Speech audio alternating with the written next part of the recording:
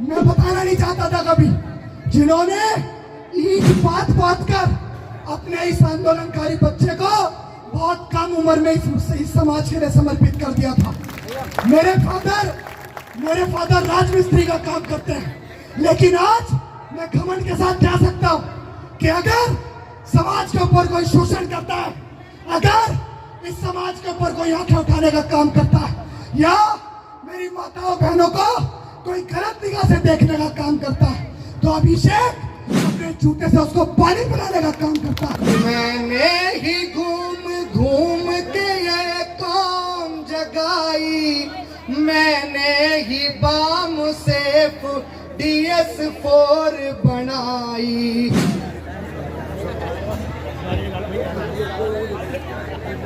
Hello, कोई बात नहीं अभिषेक भाई, तब तक काम चलाओ जब तक अपनी सरकार नहीं बनती।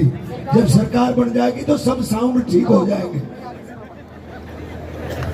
ये तो आपको जुबान देके कहता हूं कि अभिषेक जीवित रहेगा और इस देश में दलित प्राइम मिनिस्टर भी बनेगा, आपको लिख के दे रहा हूं। और इस बात को अपनी हिम्मत और अपने जज्बे से कह रहा हूं। अगर दोबारा जिस अंबेडकर को मान्यवर कांशीराम ने जीवित किया था ना, अगर उस कांशीराम को जीवित ना कर दिया ना, तो मैं भी बाबा साहेब अंबेडकर का वंशज हूं। ठीक है? मैंने ही घूम घूम के ये कौम जगाई, मैंने ही बाम सेफ DS4 बनाई। साइकिल से चला हूँ मैं तो पैदल भी चला हूँ, मैं कांशीराम आज यहाँ बोल रहा हूँ। मैंने तो इस मिशन के लिए घर को था छोड़ा, अच्छी थी मेरी नौकरी घर बार को छोड़ा। बाबा साहेब अंबेडकर को अगर इस समाज के अंदर मरणोपरांत किसी शख्सियत ने जीवित किया था, तो उस शख्सियत का नाम था मान्यवर कांशीराम साहब। मान्यवर कांशीराम साहब अपने जीवित रहते हुए कभी अपने घर नहीं गए।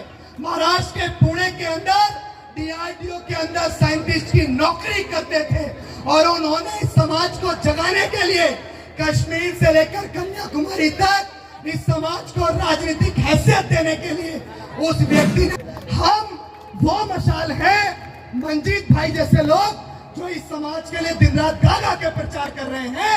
ये लोग वो मशाल है जो खुद जलकर इस समाज को रोशन करने का काम कर रहे हैं। आप क्या समझते हैं कि आप बहुत खुशहाली वाला जीवन जी रहे हैं? मैं आपसे कहना चाहता हूं कि अगर आज आप नहीं जागे, मेरा एक मिशन है, हमारा खुद का एक मिशन है। मैं इस देश में सामाजिक एकजुटता चाहता हूं। जब ये मंच सामाजिक है तो मैं कहूंगा कि जब भारतीय जनता पार्टी के लोग, जो लोग इस देश में डॉक्टर बाबा साहेब अम्बेडकर की विरासत को, मान्यवर कांशीराम साहब की विरासत को खत्म करना चाहते हैं, वो एकजुट हो सकते हैं, वो NDA जैसा गठबंधन बना सकते हैं। कांग्रेस पार्टी के लोग जिन्होंने बाबा साहेब अम्बेडकर